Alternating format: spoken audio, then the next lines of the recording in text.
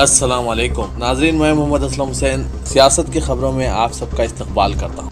एक ऐसे वक्त जबकि कांग्रेस 2024 के आम इंतखाबात में बीजेपी का मुकाबला करने के लिए संजीदगी से सरगर्म हो गई है और इसने इस सिलसिले में पेशरफ्त भी शुरू कर दी है।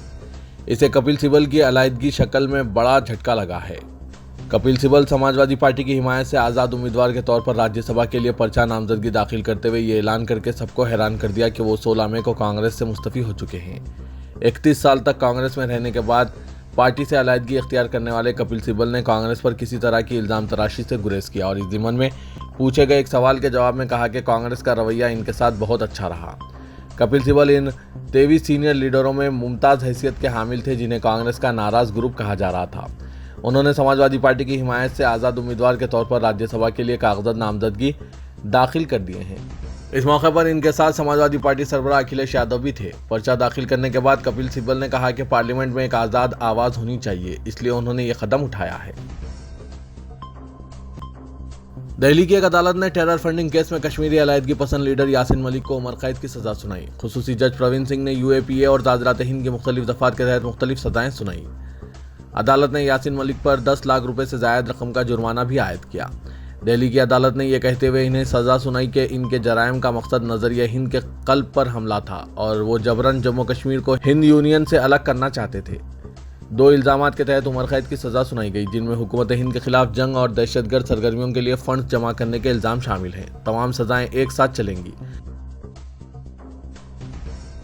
कर्नाटक के मंगलूर में भगवा अनासिर ने 700 साल पुरानी मस्जिद पर ज्ञानवापी मस्जिद जैसा दावा पेश किया है। इतना ही नहीं, शरपसंदों ने जबरदस्ती करते हुए मस्जिद से लगकर पूजा पाठ भी शुरू कर दी, जिसके बाद इलाके में कशीदगी फैल गई और दफा 144 नाफिज कर दिया गया। यह मामला मंगलूर के मलाली में वाक़ जामा मस्जिद का है। पुलिस के हुक्म के बाद मस्जिद के अतराफ 500 मीटर के अहाते में दफा 144 नाफिज है।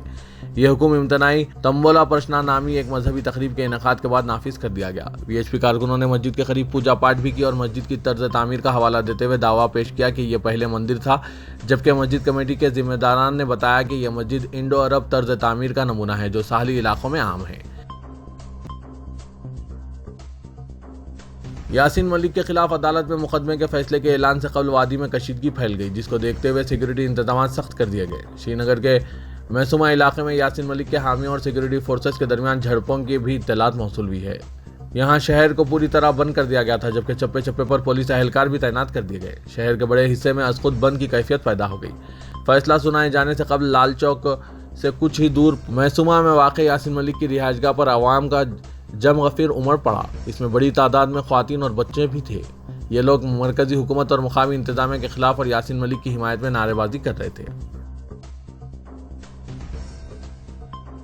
बीजेपी लीडरों ने आंध्र प्रदेश के गुंटूर जिले में वाक़ जिन्ना टावर के खिलाफ ये कहते हुए हंगामा खड़ा कर दिया कि यह हिंदुस्तान है या पाकिस्तान। उन्होंने वसती गुंटूर में वाक़ जिन्ना टावर तक मार्च की कोशिश भी की और मुतालबा किया कि टावर का नाम बदला जाए और इसे डॉक्टर APJ अब्दुल कलाम से मौसूम किया जाए। बीजेपी की यूथ विंग की एक मीटिंग के बाद बीजेपी लीडरों और कारकुनों ने जिन्ना टावर तक मार्च करने की कोशिश की, मगर पुलिस ने इस कोशिश को नाकाम कर दिया और जबरदस्ती करने वालों को हिरासत में ले लिया। वज़रे के बीजेपी और दाएं बाजू की दीगर शिद्दत पसंद तंजीमें कई हफ्तों से इस सिलसिले में शरंगेजी का मुजाहरा कर रहे हैं। ताहम जिन्ना टावर का नाम बदलने के इन मुतालबे पर YS जगनमोहन रेड्डी हुकूमत ने कोई तवज्जो नहीं दी है। जयंतुल माहिन के सदर मौलाना महमूद असद मदनी ने कहा कि मुल्क के हालात इस वक्त बहुत नाजुक है। यकीनन ये साजिश भी है, फ़िरका परस्ती भी, मुस्लिम दुश्मनी भी है और सियासी रोटियां सेकने का तरीक़ा भी। उन्होंने कहा कि मुसलमानों को जितना निशाना बनाया जाएगा इतनी ही असल मसाइल से तवज्जो हटेगी। ये एक कसीर मुद्दती मंसूबा है।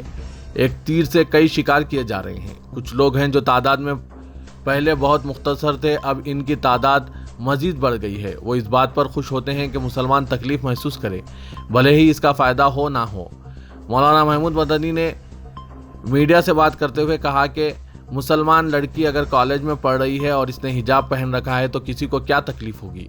सारे मज़ाहिब के मानने वालों की तहजीब, तमद्दुन, सकाफ़त और मजहबियत को उठाकर देखें तो सभी के यहाँ सर ढाँपने का रिवाज मौजूद है। अगर कोई बच्ची सर ढाँप रही है तो फिर हमारे बरादरान वतन को तो खुश होना चाहिए और इससे सबक हासिल करना चाहिए। सऊदी अरब के वली अहद शहजादा मोहम्मद बिन सलमान से मुमलिकत के दौरे पर आए हुए कांग्रेस के अरकान ने मुलाकात की है और इनसे सऊदी अरब और अमेरिका के दरमियान दो तरफा ताल्लुकात के मुख्तलिफ पहलुओं पर तबादला ख्याल किया।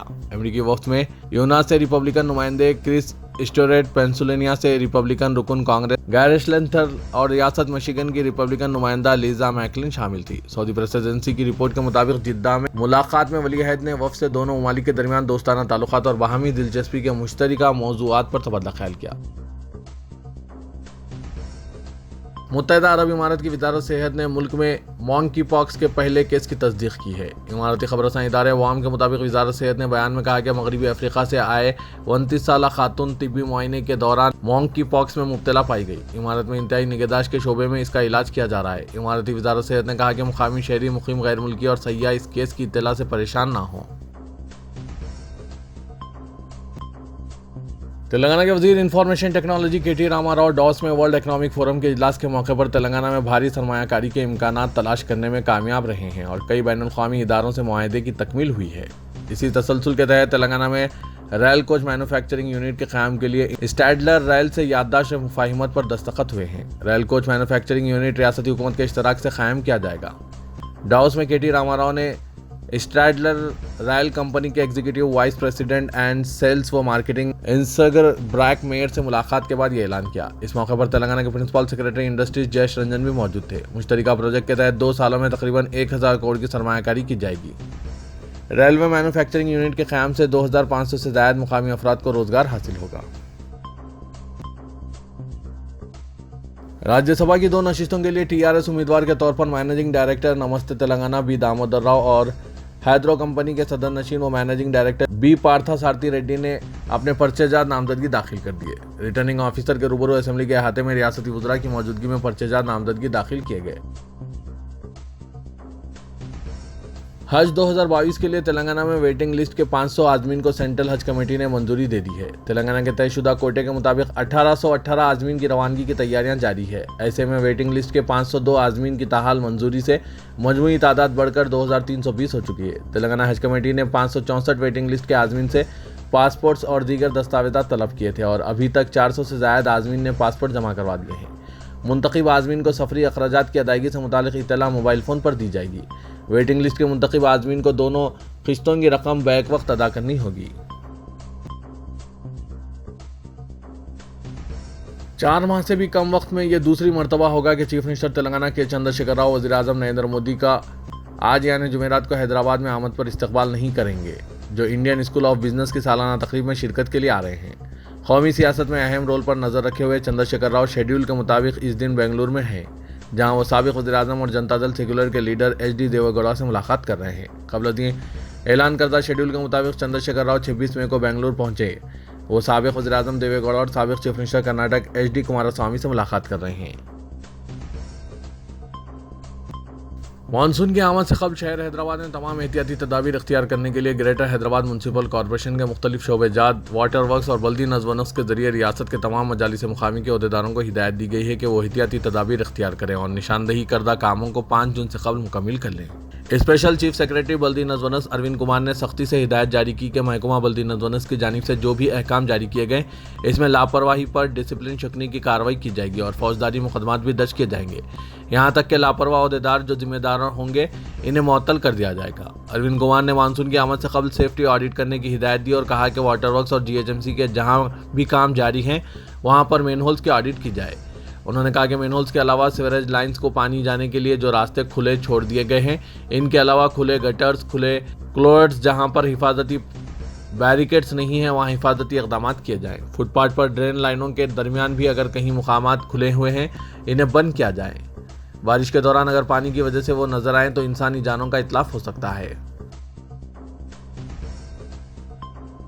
हैदराबाद की मार्केट में टमाटर की कीमत आम से ज़्यादा हो गई है। 1 किलो आम पहले 150 रुपये में दस्तियाब था, अब इसकी कीमत घट गई है और अब आम फी किलो 50 से 80 रुपये के दरमियान दस्तियाब हो रहा है, जबकि टमाटर की कीमत हनूज आसमान को छू रही है। आज बाजार में टमाटर फी किलो 80 से 100 रुपये किलो फरोख्त हो रहा है। वेजिटेबल डीलर्स के मुताबिक शहर के कर्ब व जवार के इलाकों में शदीद गर्मा और गैर मौसमी बारिश की वजह से टमाटर की खड़ी फसल को नुकसान पहुँच रहा है। रिटेल मार्केट में टमाटर की कीमत फी किलो 80 रुपये से 100 रुपये है। होलसेल डीलर्स के मुताबिक जिला चित्तूर के मदनापल्ली मार्केट से गुज़िश्ता 3 दिनों से टमाटर की सप्लाई में गैर मामूली कमी हुई है, इसलिए किचन की इस आम सब्जी टमाटर की कीमत में होश रुबा इजाफा हुआ है। जब तक सप्लाई में इजाफा नहीं होगा तब तक टमाटर की कीमत में कमी नहीं आएगी। मजीद 2 हफ्तों तक टमाटर की कीमत ज़ायद रहने का इम्कान है। बथनी ब्रदर्स जारिया साल भी मिरक के मौके पर दमे के मरीजों में मछली की दवा तकसीम नहीं करेंगे। रियासती हुकूमत ने कोविड रेगुलेशन के तहत मछली की दवा तकसीम करने की इजाज़त नहीं दी, इसलिए बथनी ब्रदर्स, जिनका खानदान एक सदी से मछली में दवा तकसीम करता आ रहा है, इस साल भी दमे के मरीजों में मछली की दवा तकसीम नहीं करेंगे। मुंतजिम बथनी गौरी शंकर ने अवाम और मरीजों से अपील की कि वो फिश प्रसादम यानी मछली की दवा के लिए इस साल हैदराबाद ना आए। मुल्क व बैरून मुल्क के हजारों दमे के मरीज हर साल मिरक के मौके पर मछली की दवा खाने हैदराबाद आते हैं, मगर साल 2020 से कोरोना वबा के सबब मछली की दवा तकसीम नहीं की जा रही है। तेलंगाना में बीजेपी के रियासती सदर बंडी संजय ने करीमनगर में मुनक्किदा हिंदू एकता यात्रा में शिरकत करते हुए मुसलमानों के खिलाफ जहर अफशानी की। बंडी संजय ने कहा कि वो हिंदू बरादरी के इत्तेहाद के लिए खून के आखिरी खतरे तक लड़ेंगे। उन्होंने कहा कि वो करीमनगर के लिए ढाल बनेंगे। बंडी संजय ने कहा कि मुल्क में 36,000 मंदिरों को तबाह कर दिया गया और इस पर मसाजिदें बनाई गई। उन्होंने मजलिस के सदर असदुद्दीन ओवैसी को चैलेंज किया कि वो रियासत तेलंगाना में मसाजिद की खुदाई करें और अगर वहाँ नाशें मिली तो इसे मस्जिद करार दिया जाएगा। अगर शिव की मूर्ति मिलने पर इसे हिंदुओं के हवाले कर दिया जाना चाहिए। बंडी संजय ने कहा कि वो हिंदू धर्म के मुहाफिजों का बुनियादी फर्ज इन खुद साख्ता सेक्युलर पार्टी को भगाना है, जो अक़लियतों को खुश करने वाली पॉलिसियों से हिंदू समाज का मजाक उड़ा रहे हैं। अगर हम अपनी बहनों को लव जिहाद के नाम पर फंसाएं तो क्या खामोश तमाशाई बने रहेंगे? अगर वो गुर्बत से बचने के लिए मजहब तब्दील कर लेंगे तो क्या हम खामोश रहेंगे? हम लव जिहाद करने वालों को मुनासिब सबक सिखाएंगे। उन्होंने सभी से हिंदू धर्म के दिफा के लिए आगे आने की अपील की। बंडी संजय ने कहा कि हमने अब तक कश्मीर फाइल्स फिल्म देखी है। रजाकार फाइल्स फिल्म बहुत जल्द आने वाली है। इस फिल्म में रजाकारों के इन चेहरों को दिखाए जाएंगे जिन्होंने हिंदू लड़कियों पर तशद्दुद किया था। बंडी संजय ने कहा कि मुल्क में जहां भी बम धमाके होते हैं, इसके तार यहां से मिलते हैं। मदरसे दहशतगर्दी की तरबियत गाह हैं। उन्होंने कहा कि अगर बीजेपी इख्तिदार में आई तो उर्दू, जो कि सरकारी ज़बान है, इसको मुस्तकिल तौर पर ख़त्म कर दिया जाएगा। तो ये था आज का खबरनामा। खबरों से मुतालिक कमेंट के जरिए आप अपने ख्यालात पेश कर सकते हैं और साथ ही इस वीडियो को लाइक कीजिएगा। तो मैं मोहम्मद असलम हुसैन अब आप सबसे इजाज़त तलब करता हूँ। तो दीजिए इजाज़त। अल्लाह।